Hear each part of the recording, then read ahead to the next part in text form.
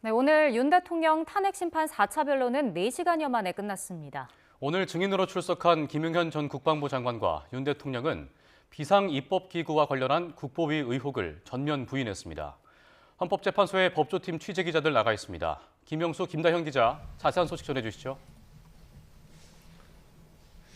네, 헌법재판소에서 관련 소식 계속해서 전해드리겠습니다. 탄핵 심판 4차 변론 기일 말씀하신 것처럼 종료됐고요. 오늘 오후 2시에 시작해서 6시 20분쯤 종료됐으니까 4시간 20분 정도 진행이 된 겁니다. 아주 밀도 있게 진행이 됐습니다. 윤 대통령은 앞서 윤태인 기자가 전해준 것처럼 서울구치소에 복귀한 상태입니다. 오늘 김용현 전 장관이 증인으로 나와서 증인신문이 진행됐습니다. 증인신문은 2시간 30분 정도 있었고요. 윤석열 대통령이 직접 이 김 전 장관에 대해서 신문을 하기도 했습니다. 신문했던 내용을 김다현 기자가 정리해 주실까요?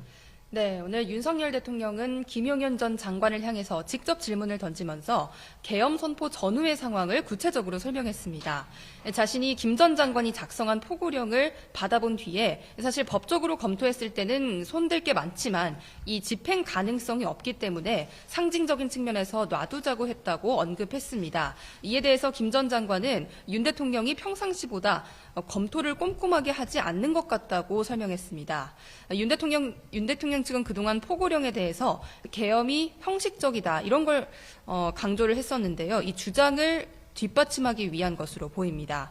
또 포고령에 전공의 관련 내용이 들어간 것에 대해서는 윤 대통령이 당시 웃으면서 왜 이런 것을 넣었느냐 이렇게 물었다는 사실도 오늘 질문을 통해서 확인이 됐습니다. 계엄 선포 배경에 대해서는 윤석열 대통령과 김 전 장관이 조금은 미묘하게 다른 주장을 내놨습니다. 이미선 재판관이 김 전 장관에게 계엄의 목적이 야당의 경종을 울리고 부정선거 증거를 모으기 위한 거냐고 물었고 김 전 장관은 맞다고 답변했습니다. 이후 윤 대통령이 직접 발언 기회를 얻어서 설명을 했습니다. 계엄 선포 이유에 대해 야당의 경고를 위한 게 아니라 국민에게 호소해서 엄정한 감시와 비판을 해달라는 거였다고 주장했습니다. 조금 다르죠. 또 윤 대통령은 국회 입법에 어마어마한 시간이 걸린다면서 야당을 비판하는 발언을 하기도 했습니다. 그러면서 계엄으로 국민 여론이 바뀔 수 있다면 이런 것도 검토해 볼 수 있지 않느냐라는 주장까지 했습니다. 오늘 많이 언급됐던 것 중에 하나가 바로 비상입법기구인데요. 어떤 얘기들이 나왔습니까? 네, 오늘 이미선 헌법재판관은 김용현 전 장관에게 최상목 경제부총리가 받았다고 알려진 그 쪽지에 담긴 내용이죠. 국가입법기구가 5공화국, 그러니까 전두환 정권의 국가보위 비상대책위원회와 같느냐 이렇게 질문을 던졌습니다. 전두환 전 대통령은 지난 1979년이죠. 12.12 군사반란을 벌인 이후에 이듬해 비상계엄을 선포했습니다. 또 이후 개헌을 통해서 국회와 정당을 해산하고 국보위에 국회의 권한을 다시 부여를 했는데요. 다시 말해서 최상목 부총리가 받은 쪽지에 적힌 비상입법기구가 국회를 무력화하려는 의도였느냐 이런 취지의 질문이었는데요. 이에 김 전 장관은 그렇지 않다. 그렇다면 만약 그게 맞다면 왜 쪽지를 기재부 장관에게 주었겠느냐라고 반문을 했습니다. 또 윤 대통령도 직접 기재부 장관에게 이야기하는 것 자체가 넌센스라면서 김 전 장관의 입장을 거들었습니다. 네. 윤 대통령과 김용현 전 장관은 국회를 봉쇄한 게 아니다라는 주장도 했습니다. 김 전 장관은 봉쇄라는 것 한 사람도 들여보내지 않는 거라고 했는데 많은 사람이 담을 넘어 들어갔다는 건 봉쇄가 안 됐다는 거라고 주장을 했고요. 윤 대통령도 이 부분에 대해서 경찰이 국회의원들은 다 들여보내줬다면서 190명이나 국회에 들어와 계엄을 해제했다는 사실만 봐도 통제하고 막지 않았다는 걸 의미한다고 주장했습니다. 당시 국회의원들이 담을 넘어서 들어가고 했던 게 확인이 됐었죠. 윤 대통령은 이에 대해서도 통제가 된다는 얘기가 있으니 먼저 들어가려고 담을 넘은 사람이 있을 수도 있다라는 취지로 말했습니다. 이미 이제 군 관계자들을 통해서 여러 증언이 나왔는데 이거에 대해서도 좀 반박하는 얘기가 있었죠.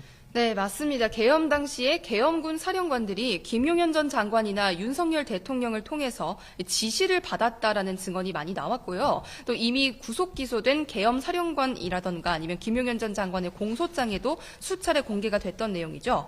그런데 김용현 전 장관은 오늘 증인신문에 출석해서 윤 대통령이 의원 출입을 막았던 게 아니다라고 반박을 했습니다.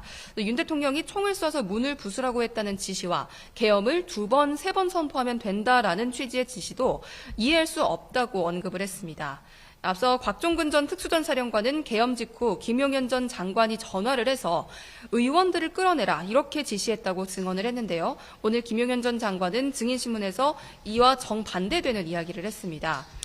대통령 측이 의원을 빼내라고 한 게 아니라 요원을 끌어내라고 한 걸 민주당 의원이 둔갑시킨 게 맞느냐 이렇게 물었는데 여기에 대해서 맞다 이렇게 대답을 했고요. 또 추가로 설명을 내놨습니다. 김 전 장관은 현장이 혼잡하기 때문에 압사 사고를 우려를 해서 이렇게 요원을 끌어내라 이렇게 지시를 했다는 건데요. 결국 군 병력을 빼내라는 것을 의원으로 잘못 알아들었다 이런 주장입니다. 네, 계엄 선포 이후에 많은 논란이 있었던 체포조에 대해서도 오늘 얘기가 나왔는데요. 김 전 장관은 임무 수행을 위한 필요한 걸 하라고 했지만 구체적인 지시는 하지 않았다고 답변했습니다. 그리고 체포 명단에 판사가 좀 포함되어 있어서 논란이 커졌었는데 이것도 부인했습니다. 여인영정 방첩사령관에게 전화해서 정치인 10여 명 체포하라고 한 게 사실이 아니다라고도 했고요.